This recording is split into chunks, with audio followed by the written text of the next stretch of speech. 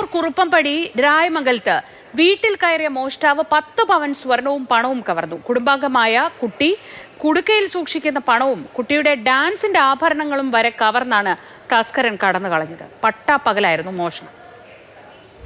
Rayamangalam canal കവലയ്ക്ക് സമീപം വടകയ്ക്ക് താമസിക്കുന്ന സന്ദീപിന്റെ വീട്ടിലാണ് മോഷണം നടന്നത്.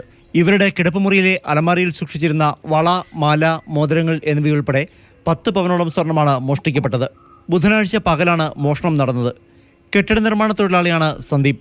ഇദ്ദേഹം ജോലി ആവശ്യത്തിനായി കോട്ടയത്ത് പോയിരിക്കുകയായിരുന്നു. ഭാര്യ കുറുപ്പംപടിയിൽ സൂപ്പർ മാർക്കറ്റിൽ ജീവനക്കാരിയാണ്. സ്കൂളിൽ പോയ മകൾ വൈകിട്ടെത്തുമ്പോഴാണ് വീടിന്റെ പിൻവാതിൽ തുറന്നു കിടക്കുന്നത് കണ്ടത്.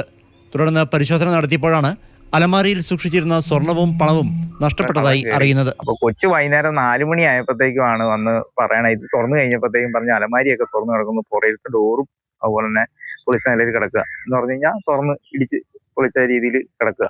അതിന്റെ സ്വർണവും കാര്യങ്ങളും ഇതെല്ലാം നഷ്ടപ്പെട്ടു. അതുപോലെ തന്നെ കൊച്ചിന്റെ പൈസ, അവിടെ ഇരുന്നേച്ച പൈസ എല്ലാം നഷ്ടപ്പെട്ടു. ഏകദേശം ഒരു 10-15 പവന്റെ സ്വർണം പോയിട്ടുണ്ട്. പിന്നെ ബാക്കിയുള്ള പൈസയാണ് 15,000 രൂപയോളത്തോളം പൈസ പോയിട്ടുണ്ട്. കുട്ടി കുടുക്കയിൽ സൂക്ഷിച്ചിരുന്ന പണം ഉൾപ്പെടെ മോഷ്ടാവ് എടുത്തുകൊണ്ടുപോയി. കൂടാതെ മകളുടെ ഡാൻസിനായി ഉപയോഗിച്ചിരുന്ന ആഭരണങ്ങളും മോഷ്ടാവ് കവർന്നു. കുറുപ്പംപടി പോലീസിൽ വീട്ടുകാർ പരാതി നൽകി. മൊഴിയെടുത്ത് പോലീസ് അന്വേഷണം ആരംഭിച്ചു. മാതൃഭൂമി ന്യൂസ്, കൊച്ചി.